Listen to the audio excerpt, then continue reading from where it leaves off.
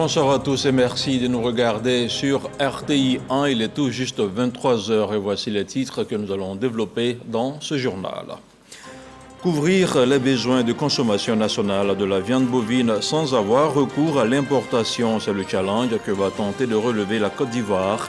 À Pania, une localité de la région de la Bagoué, le projet Pro-Bovine a été lancé par le ministre Sidi Touré. Coût de l'opération 9 723 millions de francs CFA. Dans la région du Cavali, la ville de Guiglo va bénéficier d'un nouveau pont d'accès, l'ancien étant devenu vétuste. La nouvelle passerelle est déjà sortie de terre à la grande satisfaction des populations. Financé par l'État de Côte d'Ivoire, le nouveau viaduc va coûter 8 milliards de francs CFA et devrait relancer les activités économiques dans la région.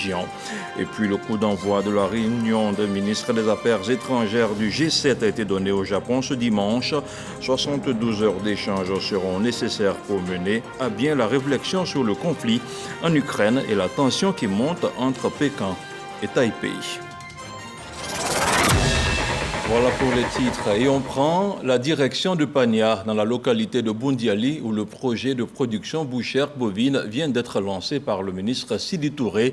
D'une durée de 5 ans, le dispositif de production et d'encadrement permettra d'améliorer la productivité sans avoir recours à l'importation. L'éclairage de l'ancien Bakayoko. Sur les 825 000 tonnes nécessaires pour assurer son autosuffisance en viande bovine, la Côte d'Ivoire importe près de 57%. Ce volume de viande bovine acheté à l'extérieur coûte un peu plus de 23 milliards de francs CFA aux caisses de l'État. Pro-Bovine fait partie d'un portefeuille de 23 projets structurants initiés par le gouvernement et devrait contribuer à combler le déficit. Nous avons pour ambition de permettre aux jeunes d'apprendre les meilleures techniques et pratiques en matière d'élevage de bovins, d'acquérir des compétences techniques et entrepreneuriales et de participer activement à l'animation de la chaîne de valeur de la filière bétail-viande. Dans sa réalisation, le projet se déclinera en 4 composantes. La première composante s'agira du centre d'application et de spécialisation en élevage de races améliorées. La seconde composante, appui à l'employabilité et à l'insertion des jeunes. La troisième composante, valorisation des produits et accès au marché. Et enfin, la quatrième, la gestion du projet. Au cours des 5 années que durera le projet, ce sont 350 jeunes éleveurs qui vont être installés sur 4 marchés à bétail, contre une centaine de rôtisseries. Nous devrions collaborer encore plus étroitement avec vous, les professionnels, les partenaires techniques et financiers, pour relever tous les différents défis liés à la sécurité et à la souveraineté alimentaire. Je reste persuadé que ce projet aidera non seulement la région de la Bagoué, mais toute la Côte d'Ivoire à migrer vers un développement économique profitable pour toutes les populations. D'un coût global de 9,7 milliards de francs CFA, le projet Pro-Bovine va surtout augmenter les revenus des populations rurales et renforcer la résilience des communautés tributaires de l'élevage en Côte d'Ivoire. Le ministre de l'Environnement et du Développement durable a visité récemment le parc national de la Comoé dans la région du Bunkani. Jean-Luc Assi est allé s'imprégner des réalités du plus grand parc de la Côte d'Ivoire. Il s'agit pour lui d'initier à terme des projets de valorisation du site qui compte plusieurs espèces animales. On en parle avec Herman Yamia. Environ 300 km parcourus au sein du parc national de la Comoé pour une visite terrain. Le ministre de l'Environnement et du Développement durable, Jean-Luc Assi, accompagné du ministre-gouverneur du district autonome d'Izanzan, des membres de son cabinet, du corps préfectoral et plusieurs techniciens de l'OIPR, l'Office ivoirien des parcs et réserves, est venu s'imprégner des réalités de ce parc classé patrimoine mondial et réserve de biosphère. C'est le plus grand parc de Côte d'Ivoire. Il fait 1 148 756 hectares, près de 11 500 km². Le parc national de la Comoé est à cheval sur 3 régions. La région du Bunkani, la région du Tchologo et puis la région du Hambol. Le parc national de la Comoé est essentiellement un parc qui est dédié au tourisme de vision. Voilà. Et tous les 3 ans, nous effectuons des inventaires aériens pour voir comment se comporte la faune et pour voir les différents indices d'agression. Après l'exposé du directeur en charge du parc national de la Comoé, le ministre Jean-Luc Assi a félicité les actions menées par les agents de l'OIPR pour protéger ce parc qui est une fierté pour la Côte d'Ivoire. Un projet de valorisation de ce parc est en cours. Cette visite m'a permis de redécouvrir le parc que j'ai connu dans les années 80. Dans le schéma directeur, il est prévu de valoriser ce parc. Nous avons parcouru près de 60 km et j'avoue que j'ai été émerveillé par ce que j'ai vu. La biodiversité est encore conservée. Au cours de cette visite, la délégation a pu voir certaines espèces animales qui vivent dans ce parc, entre autres les coqs de Buffon, des phacochères, des bibales et des babouins. Je vous le disais en titre, dans la région du Cavali, la localité de Guiglo va bénéficier d'un nouveau pont d'accès devenu exigu et dépassé. La circulation sur l'ancien pont ne rassure plus les usagers. La nouvelle infrastructure annoncée par les autorités devrait améliorer la sécurité routière et booster les échanges économiques de la localité. Elle sera réalisée à hauteur de 8 milliards de francs CFA et financée par l'État de Côte d'Ivoire. Sur le chantier du nouvel ouvrage, nous retrouvons nos reporters Mahama Traoré et Adama Sangaré. Aucun panneau de signalisation ne l'indique. Mais à l'entrée de la ville de Guiglo, un stationnement s'impose d'office à tous les automobilistes en provenance de Diokwe. Ici, ils doivent observer la règle de la circulation alternée avant d'emprunter le pont de la rivière Onzo qu'il faut franchir pour allier la capitale de la région du Cavali. Comme on peut le constater, cette situation n'est pas due à des travaux, mais la conséquence du caractère exigu de cet ouvrage d'art, ouvert à la circulation depuis 1958. Difficile, voire impossible pour deux véhicules de sens opposé de le pratiquer simultanément. À cette difficulté s'ajoute la vétusté de cet ouvrage, chose qui inquiète de plus en plus les usagers. Pour moi, c'est un peu difficile. C'est très difficile. On peut même pas deux voitures ne peuvent pas se dépasser là. Surtout quand il pleut. Là, c'est grave. On a l'impression que le pont bouge. Il y a eu une année, il y a les groupes karatéka qui étaient venus pour faire un maracana ici, qui sont noyés dans l'eau ici. Même il y a certains même qui montent sur le pont et il y a une défaillance de freinage, par exemple. Alors quand il y a cette défaillance-là, il ne sait plus comment immobiliser le véhicule et voilà, il finit sa course dans l'eau. Pour éviter l'irréparable, l'État a entrepris depuis mars 2021 la construction d'un nouveau pont, voisin de l'ancien. 2 ans plus tard, les travaux sont à un niveau d'exécution de 68%. L'une des 3 travées est déjà posée. La phase actuelle consiste à bâtir les 2 autres. Une fois achevé, le nouveau pont de Guiglo va mesurer environ 113 mètres de longueur sur 13 mètres de largeur. Un dimensionnement qui permettra d'offrir une circulation fluide et sécurisée dans les 2 sens. Je pense que le nouveau pont fera de sorte que nous puissions circuler facilement. Je dis merci à l'État ivoirien, vraiment qui a pensé à la population de Guiglo. Je pense qu'avec l'arrivée de ce nouveau pont, je pense que ça va nous arranger. C'est un acquis, voilà, mais le plaisir c'est que ce pont finisse pour que nous puissions vraiment l'utiliser.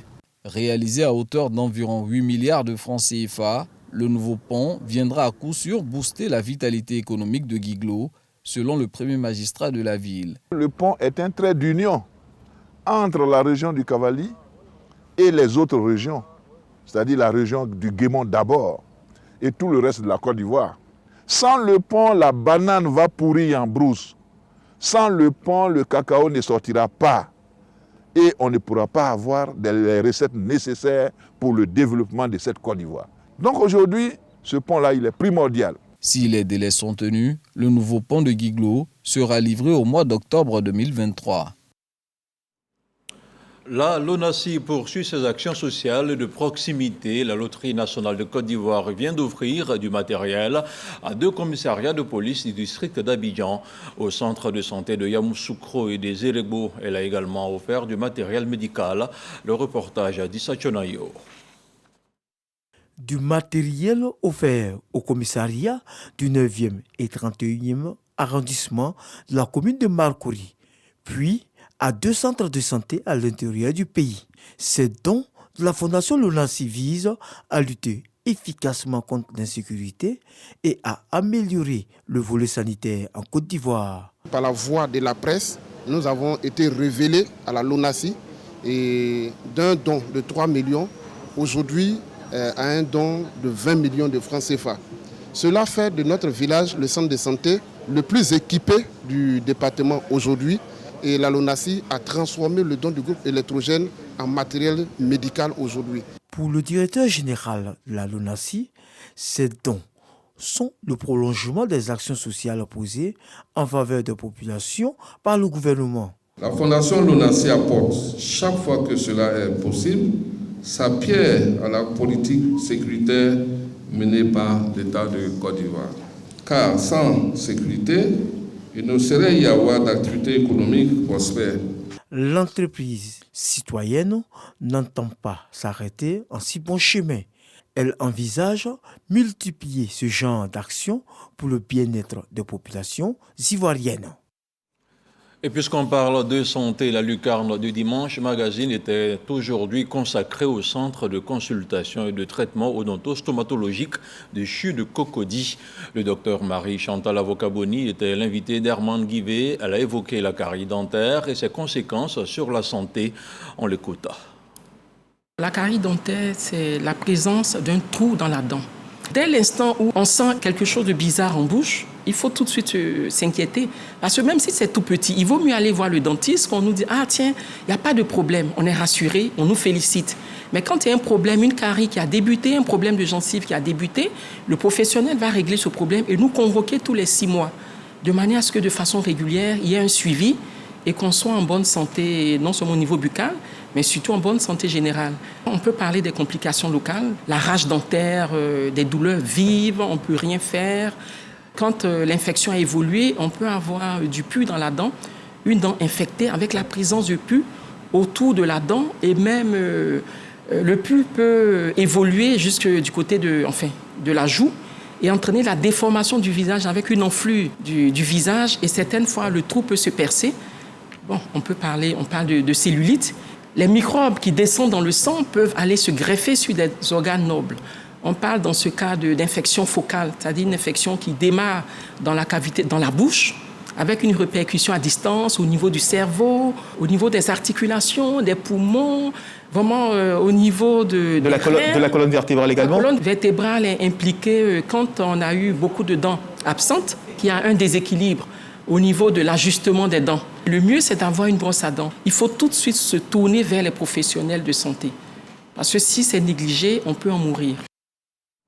On parle maintenant du mois de Ramadan. En mission dans la capitale de la région de Békay, le ministre d'État, ministre de la Défense, Téné Birahima Ouattara, a participé à une rupture collective de jeunes avec les forces de défense et de sécurité. Une activité mise à profit par l'aumônerie militaire pour appeler à la fois au sein des hommes en armes. Le compte-rendu de Kader Sogodogo. Messe des armées de la 3e région militaire de Bouaké. Le ministre d'État, ministre de la Défense, Téné Birahima Ouattara, est aux côtés de ces hommes pour une rupture collective en cette période de jeûne du Ramadan. L'initiative est de l'aumônerie militaire de Bouaké.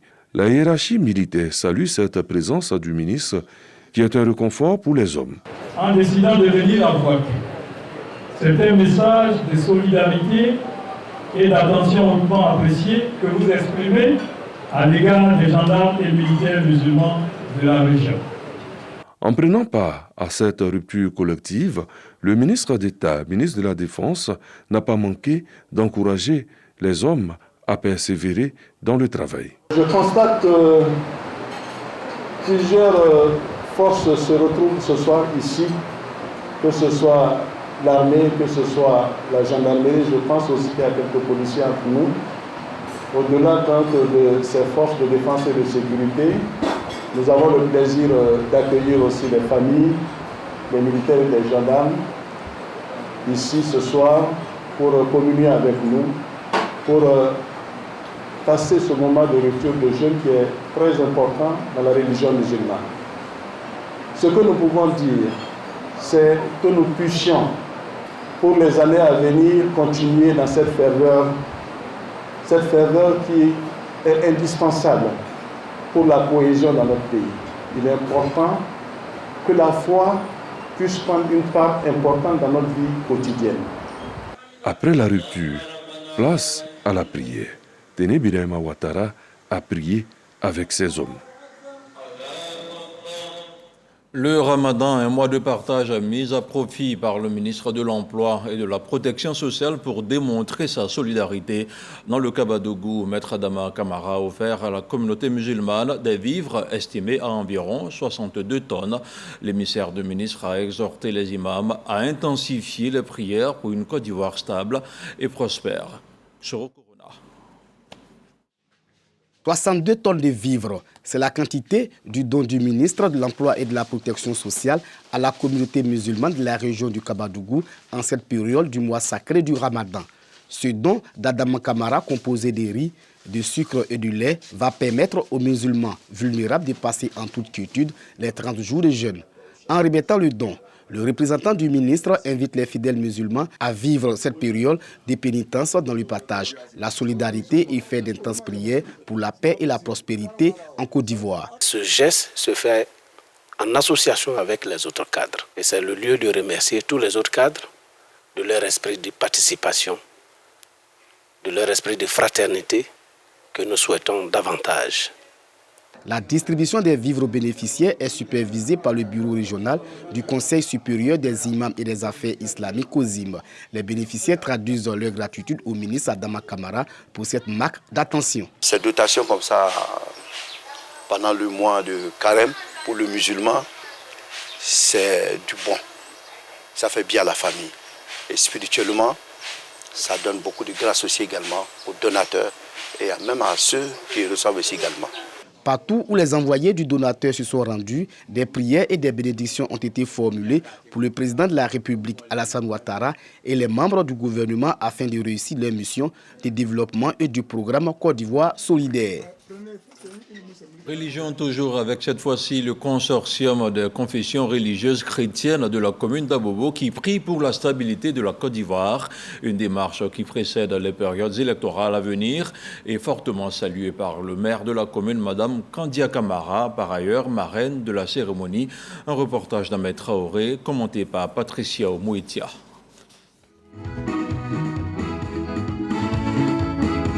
Réunis au sein du consortium des confessions religieuses chrétiennes d'Abobo, 10 églises ont adressé des prières de supplication à Dieu.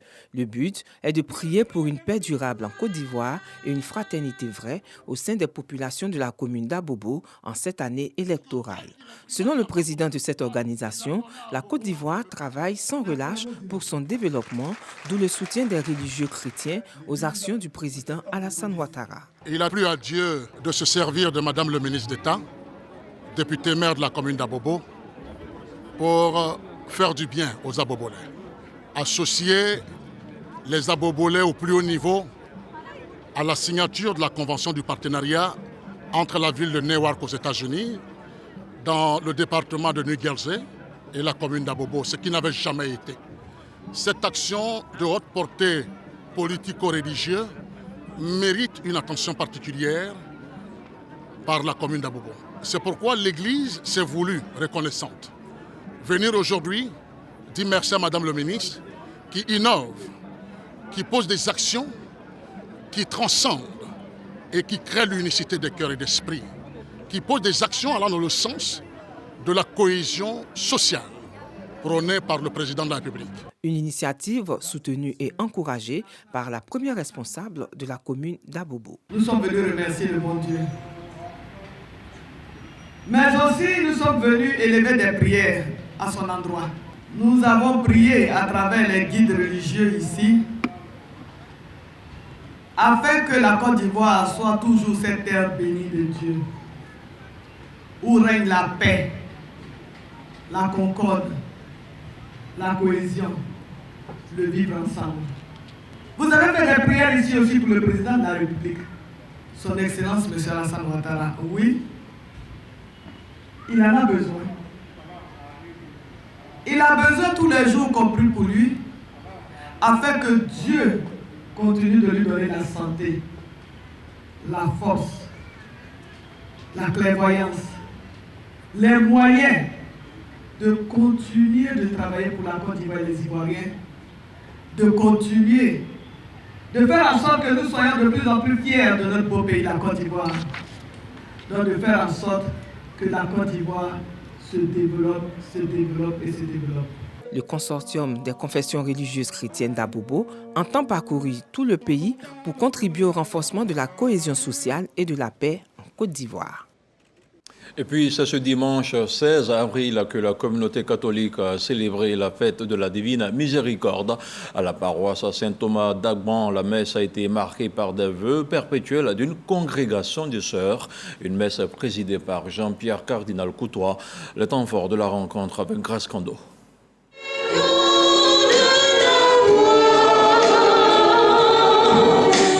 Sœur Corinne Nkumo-Vicky fait partie définitivement de la congrégation des Sœurs Notre-Dame de la Paix. Ce dimanche, fête de la Divine Miséricorde qui marque le déploiement de la bienveillance et de la bonté de Dieu envers les pécheurs, Sœur Corinne a prononcé ses vœux perpétuels à la paroisse Saint-Thomas d'Agban Village dans la commune d'Atekoubé, en présence de Jean-Pierre Cardinal Coutois et des ministres Paulin-Claude Danhaut et Laurent Tchaba. Aujourd'hui, je demande à faire profession perpétuelle dans cette famille religieuse pour la gloire de Dieu et le service de l'Église. Pauvreté, chasteté et obéissance, ces trois vœux fondent le socle de la vie consacrée. Sœur Corinne Vicky Nkumo est la première religieuse d'Agban Village. Elle a fait ses premiers vœux le 26 juin 2015 à la cathédrale Saint-Paul du Plateau lors du cinquantenaire de la congrégation des Sœurs Notre-Dame de la Paix. Et on parle maintenant de politique avec la communauté Dan de la commune de Yopougon qui apporte son soutien à la candidature d'Adama Bictogo, un engagement pris solennellement samedi à la place CP1. Le candidat à l'élection municipale Adama Bictogo a saisi l'occasion pour appeler à l'union des membres de cette communauté. Le reportage de Michel Digré. La communauté Dan de Yopougon et Adama Bictogo scellent une alliance pour des lendemains meilleurs dans cette commune et c'est le président du comité d'organisation de cette cérémonie qui plante le décor. Quand nous nous engageons, nous nous engageons. Notre oui est très souvent oui et le non est très souvent non. Or, la démonstration que vous voyez là est un attachement, le collat que nous sommes venus faire avec vous pour la commune de Yopougon. À sa suite, Albert Toicus donne les enjeux de l'engagement de la communauté Dan aux côtés d'Adama Bictogo. C'est la plus grande commune de Côte d'Ivoire. C'est la commune qui a l'une des plus grandes zones industrielles. C'est la commune qui a un potentiel culturel énorme. C'est ce qui peut faire changer les choses, qui manque à Yopougon. Et vous caractérisez tout cela. Donc vous êtes une chance pour Yopougon, pour la transformation de Yopougon. Et nos parents seront à vos côtés. Et le ministre Vagondo Diomandé d'enfoncer le clou. Vous m'avez mis en mission à l'occasion de cette belle rencontre fraternelle pour dire au président Adama Bictogo que le peuple Dan, comme un seul homme, est uni derrière sa candidature. À son tour de parole, Adama Bictogo s'est réjoui de cette cérémonie qui marque la cohésion retrouvée au sein de tous les cadres de la communauté Dan. Dans le Tambouille, quand tous ceux-là sont ensemble, quelle belle famille. Je suis arrivé il y a seulement 2 jours de la Mecque. Une seule chose qui m'a conforté à la Mecque, au-delà de la région musulmane, c'est l'univers de la fraternité et de l'humilité. Deli Mamadou a présenté les dons faits à Adama Bictogo qui marqueront son intégration pleine et entière au sein de la communauté Dan de Yopougon. Et sur un tout autre plan, sur la situation des droits de l'homme en Côte d'Ivoire, l'ensemble du corps diplomatique vient d'être instruit. Il s'agit pour le CNDH, le Conseil national des droits de l'homme, de mettre les ambassadeurs au même niveau d'information. La question étant primordiale à tout développement. On fait le point de la rencontre avec Éric Goré. La situation des droits de l'homme en Côte d'Ivoire pour la période de novembre 2022 à mars 2023, mise à la disposition des diplomates, une tradition pour le Conseil national des droits de l'homme et une priorité pour le gouvernement ivoirien avec à sa tête le président Alassane Ouattara. Les différents groupes thématiques après enquête sur le terrain ont donné des résultats de leurs travaux, des résultats positifs qui touchent les droits civils et politiques, les droits économiques, sociaux et culturels, les droits des femmes et des enfants et enfin les droits des personnes vulnérables. L'accès des populations aux soins de santé, à l'éducation, à l'eau potable, à l'électricité. Cependant, des recommandations ont été faites pour améliorer l'offre. La présidente du Conseil national des droits de l'homme, Nabizata Sangaré, est dans l'action. Il faut comprendre que c'est un cadre d'interaction entre le CNDH et les organisations internationales, le corps diplomatique accrédité en Côte d'Ivoire. Nous profitons de ces réunions pour leur partager la situation globale des droits de l'homme sur le territoire national.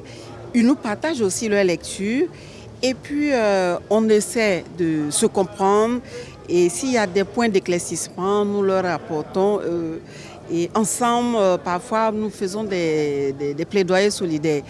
Mais pour le briefing d'aujourd'hui, non seulement nous avons briefé l'ensemble du corps sur les faits majeurs qui ont animé la vie sociale de notre pays, mais nous avons couplé ça avec une activité en partenariat avec la société civile pour préparer déjà le passage de la Côte d'Ivoire à l'examen périodique universel. Nabizata Sangaré a informé aussi les diplomates de l'évaluation très prochaine de la Côte d'Ivoire par l'examen périodique universel EPU qui va se faire dans le courant de novembre et décembre 2024. Il repose depuis samedi dans cette terre natale de Oualebo, rappelé à Dieu le 16 janvier dernier. Paul Akoto-Yao a été accompagné à sa dernière demeure par un parterre de personnalités. Aux côtés de sa famille biologique, il y avait également sa famille politique et l'association des cadres du centre et son président d'honneur, Jano Aousou-Kouadio. Retour sur le film d'adieu avec Léon Brou.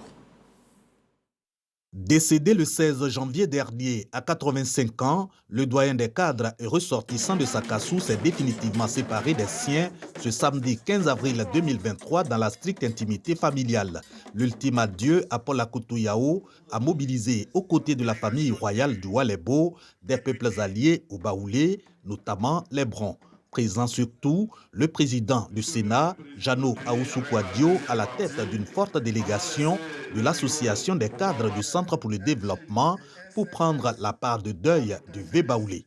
Paul Akoto-Yao, tout le monde sait ce qu'il a été pour ce pays aux côtés du président Houphouët-Boigny et c'est avec une grande tristesse que nous avons appris donc son décès et il était donc normal que le président Oussou Jano et les cadres donc, du centre viennent donc lui rendre un dernier hommage. Nous repartons donc vraiment tristes. Nous souhaitons vraiment que son âme repose en paix. Il a une envergure internationale. C'est un grand homme. Il fait partie des seuls hommes illustres et dont nous sommes fiers. C'est une grande perte pour tout le Oualebo. C'est un baobab qui s'est brisé. Autre partie prenante au dernier adieu à Paul Akoto-Yao, l'État, à travers des représentants des personnalités au sommet. Normal, Paul Akoto-Yao fut homme d'État pour avoir occupé de hautes fonctions, député, vice-président de l'Assemblée nationale, ambassadeur, ministre. Pour sa part, le PDCI RDA, la famille politique de l'illustre disparu, élève à titre posthume Paul Akoto-Yao au grade de grand officier dans l'ordre du Bélier. Et on regarde maintenant la sélection des faits marquants de la semaine qui se referme avec le 7 sur 7 préparé par Angela Diallo et Michel Diré.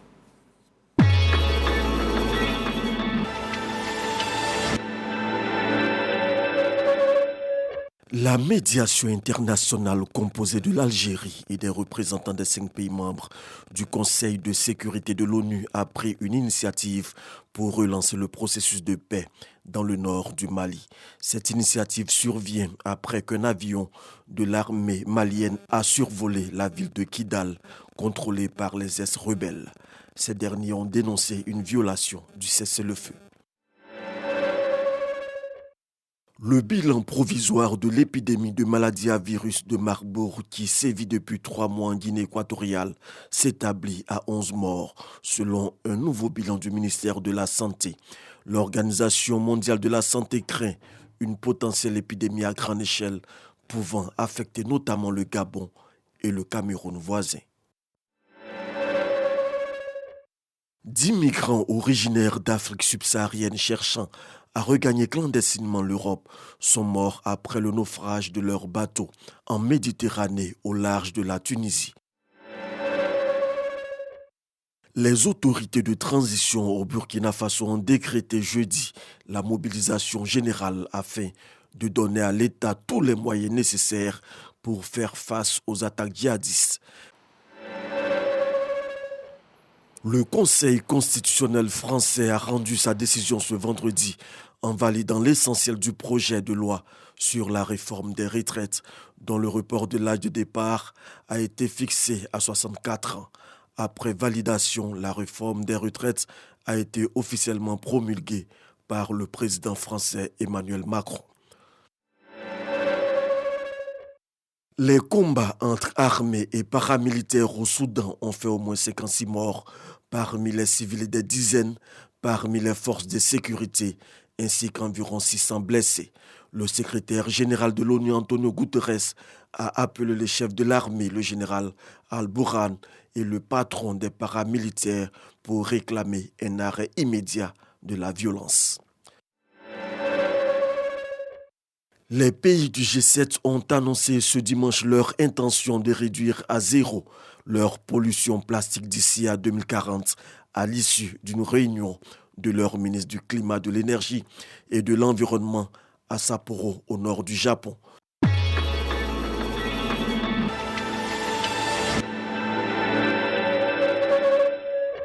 Voilà, ce journal est terminé. Il est disponible en replay sur tous les supports digitaux du groupe RTI. Demain, vous aurez d'autres nouvelles d'ici. Et d'ailleurs, dès 6h30, et ça sera avec Régis Kofi. Bonsoir.